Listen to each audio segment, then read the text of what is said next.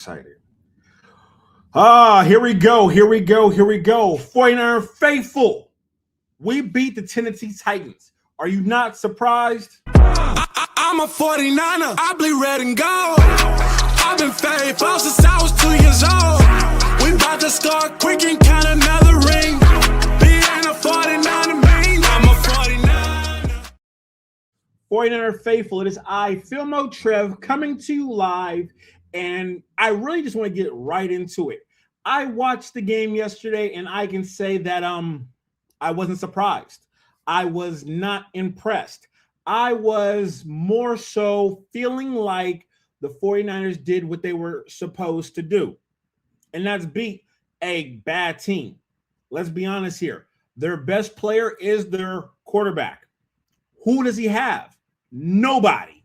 That defense has, a couple of stouts on that defensive line, maybe one good corner. But other than that, who do they have? Nobody. And that's something that I would like to more so talk about, more so discuss, more so bring all together. And as I get started, I want to change this real quick. Hold on one second. Do I want to show that? What will be the score? That was already for yesterday. Hold on one second, ladies and gentlemen. See, you always got to change some stuff up. Last minute things you have to change up. Let's see. Can I change it from here? One comment. What is that one comment? That's me. No, can't change it from here. But anywho, we'll get it on with the live. Yes, Brandon Ayuk is gone. But before we even talk about Brandon Ayuk and his buffoonery, I would like to discuss Brock Purdy. Brock Purdy had a phenomenal game. Brock Purdy threw no interceptions. Brock Purdy looked like old Brock Purdy from when he had Debo, Brandon Ayuk, George Kittle, Christian McCaffrey. The list goes on of the weapons that, honestly, Brock Purdy have. Brock Purdy was supposed to win that game yesterday against the Tennessee Titans. There was nothing that could stop Brock Purdy from winning that game outside of Brock Purdy. It was perfect. The weather was perfect. Everything was perfect for Brock Purdy. Now, I think this says a lot about Kyle Shanahan's play calling and for him to rebuild trust back into Brock Purdy. Brock Purdy actually had time in the pocket. Brock Purdy made the right decisions when to run, and boy, did he run. He passed his average of rushing. He threw touchdowns. He did everything correct. But that's against the Tennessee Titans. Let's be honest here. Mac Jones, anybody you could think of as a quarterback, Cam Newton could have had that game against the Tennessee Titans. They're not good. So to really grade Brock Purdy on a game that we knew he was going to be perfect in is a fair assessment to the quarterback position. Brock Purdy has underachieved since he's had his contract. That's just the truth. He's been underachieving. And we keep on giving him chance after chance after chance. And in this situation with Brock Purdy, I can't call it. I can't judge it. I only want to judge Brock Purdy when he's going against elite talent, when he's actually going against teams that count for something, when he's going against teams that actually want to get to the playoffs. That's when we should start to have more deeper dialogue about Brock Purdy and his decisions on the field. Now, I kind of like it the way Brock Purdy distributed the ball. I like the way how there was an offensive wide receiver, a tight end that led the team in receptions. It should not be Christian McCaffrey. And I know there's a lot of Christian McCaffrey lovers out there, stands of Christian McCaffrey, but let's be clear. Christian McCaffrey is a 30-year-old running back. He should not be leading the team in receptions. He should be leading the team in rushing. Dare I even say, should be splitting carries still. Because there's a dog, Brian Robinson Jr., that should get way more catches and touches during the game. But that's a different conversation for a different time. I truly do feel that Brock Purdy has the capabilities to take us deep into the playoffs and get us back to the Super Bowl. Now, Do I choose Brock Purdy to be our starting quarterback? Absolutely not. Everyone knows I would prefer for it to be Mac Jones. But if Brock Purdy is going to be running the ball the way he did yesterday, which I don't think he'll do, I think we have a very good chance to beat the Colts. The Colts is what's stopping us from getting to the playoffs and getting a guaranteed bid in. We have to beat the Colts.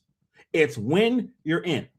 Brock Purdy, this is a pretty damn good defense. Are they banged up? Absolutely. Do some of the players know your capabilities and skills and stuff? Absolutely. But can Brock Purdy get the job done? We shall see. And I'm going to be honest with you. I am a prize picks player, so I will be betting Brock Purdy throwing an interception against the Colts. Okay? Don't hate me. I love the 49ers. I love what we can do. But at the same time, Brock Purdy's gone 2 games with no interception. If there's smoke, there is fire. Who has he played the last 2 games? Not real talent. This Colts team is trying to get to the playoffs. They signed a 6-year-old quarterback, Brock Purdy, Phillip Rivers. Really, 2 unknowns. Well, we kind of know Brock Purdy, but we don't know what Phillip Rivers is going to bring. This is going to be very exciting football. Very good football. And I am extremely excited, eager to see how this goes for Brock Purdy.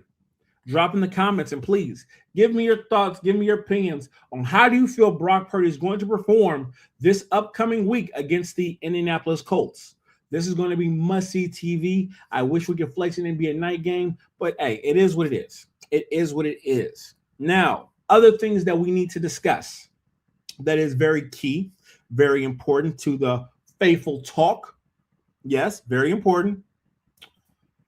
Ricky P. Wide receiver, Ricky P.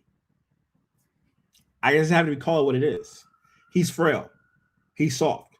I don't know if it's because he drank almond milk as a child and not real milk, because they say milk makes your bones stronger. But I have never seen a wide receiver so frail. And I don't want to disrespect him and call him soft. That's the wrong words, because I don't think he's soft. And if I've ever called him soft, I apologize. But frail, not willing to, really go get it, absolutely. There has to be a way for Ricky P to get more strength, toughen up. Has to. This is ridiculous. Every time he caught the ball, he was limping. And yes, it's very noble of him to try his very best to go out there and put the best product on the field. But Ricky, every time you're in the game, you are getting hurt. You're limping to the sidelines. If I'm a defensive coordinator, I am keying on that vulnerability, because I saw how Kyle Shanahan, Brock Purdy force-fed you the ball yesterday. Any chance they got, they threw you the ball. I think it's because of, the Brandon Ayuk situation, but don't want to talk about that. Won't talk about that yet. But I do believe it's because they're trying to change the narrative that we don't have Brandon Ayuk, but we're okay because we have Ricky P. Ricky P's not going to make it. And if I'm a defensive coordinator, I am for sure keying in on that. And I'm going to tell my defensive back, my linebackers, everyone, hit him harder. He'll go down. Because it's for sure that you're going to go out for a couple of plays. We have yet to see Ricky P play a full game healthy. Give an interview at the game and say that he's healthy. He's doing the right things. We haven't seen it yet. We just haven't. We haven't seen it yet. And it's surprising, but not for me. I've been calling Ricky P a bust since day one. Why? Not because of the talent that he's on the field, because he has talent, but because Ricky P can't stay healthy. And if you can't stay healthy, what are you? What are you? If I had a girlfriend, I would tell my girlfriend, I need a girlfriend who's dependable, reliable, and consistent.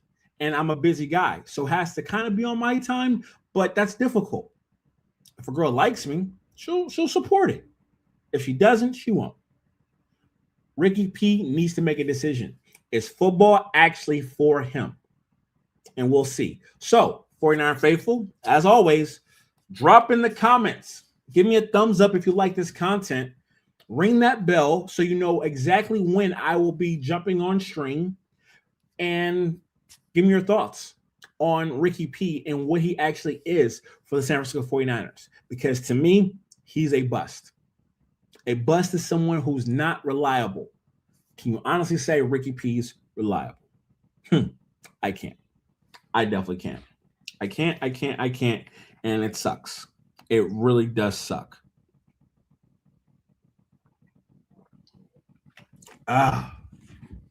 Now, the biggest topic of today. Yes, there's a big topic for today that needs to be addressed. Brandon Ayuk. And this conversation about Brandon Ayuk, I want to look really directly into the camera when I say this. So forgive me for eye contact right now for you all out there. Okay. I want to make sure this microphone can pick me up clearly. Hopefully y'all all can hear me. Okay. Because I'm going to say some stuff right now. And I know a lot of you will not agree. But my job is not to let you agree. My job is to give you the facts. Brandon Ayuk is dealing with CTE. Brandon Ayuk is dealing with mental health issues. Brandon Ayuk, in my opinion, is crazy. Brandon Ayuk is lost. Now, hear me out and stay with me here. Brandon Ayuk posted today a cryptic message like always. He didn't have to do that. What did Brandon Ayuk decide to wear in this cryptic message? He decided to wear a Pooh Shiesty ski mask with his teeth in diamonds and look like a rapper, a broke rapper.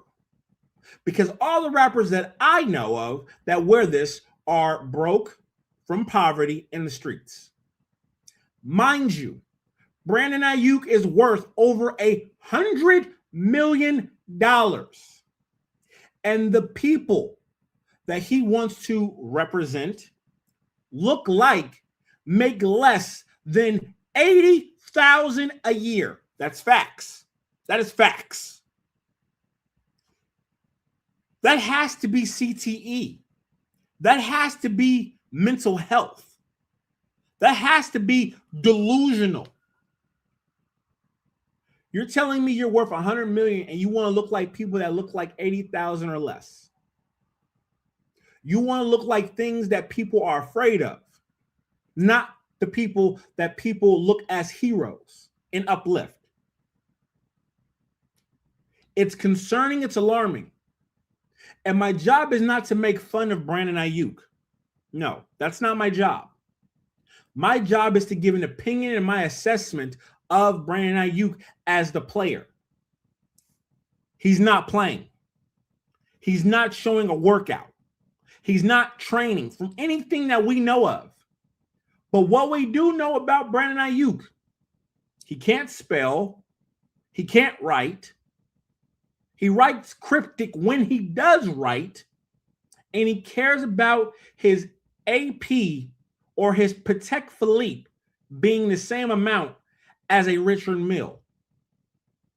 And he loves his car and he loves his name, Brandon, with a capital B. Now, some of you out there might say, Brandon acts more like a bitch than a Brandon because he's soft. He's emotional. A lot of people say I'm soft. I'm emotional. But one thing about me is I want to get in front of the camera and speak my truth. Brandon Ayuk found out on Saturday of all days that the team put him on left the squad list. So he's eligible to come back when he wants to come back this season. Let me say that one more time for the people out there. Brandon Ayuk can come back at any time the season, the playoffs, and I'm assuming talk to the team, talk to the coaching staff, talk to the trainers, and be a contributor. But he's choosing right now to not to be a distraction, to look like a bottom grade rapper.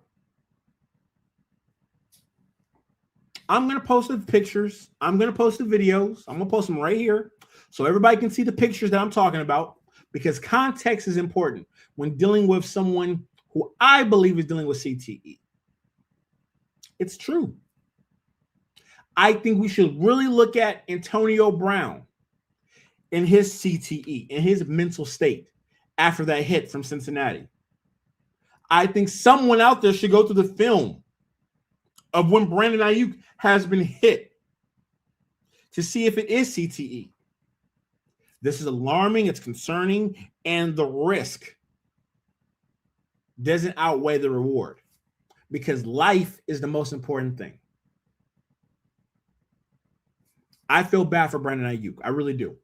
I feel bad. It sucks that to watch a talented young man throw his life away because there's no one around him can talk to him, because he's the $100 million man. It's sad to see. I really do hope Brandon Ayuk gets care. I hope someone sends this to Brandon Ayuk, and I hope he drops in the comments. I would love to have a conversation with Brandon, one-on-one, man-to-man, and to have a deep dialogue about how he feels and what he doesn't care about, and to know exactly why he's choosing to perform like this. Because context is everything. And he's allowing a $1 billion company as the 49ers ruin his reputation by owning the context. My name is Phil Trev. Thank you so much for this time. I really do appreciate it. This is a different type of stream.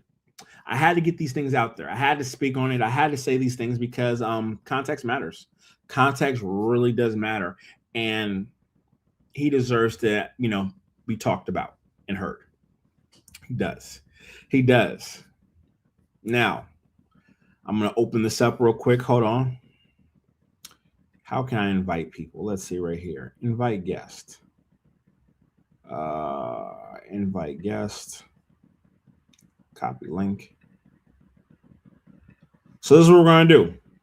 I'm going to put the link in the chat. There's the link.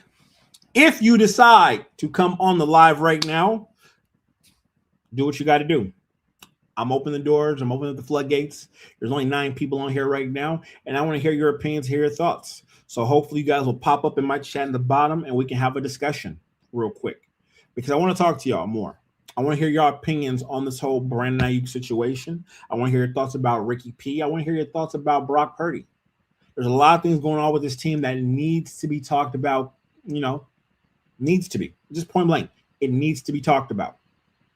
And if this is your first time watching, which some of you are, please give me a thumbs up, a heart. It helps the algorithm, helps grow my independent channel. I'm not paid by no one. I'm just out here because I love the San Francisco 49ers.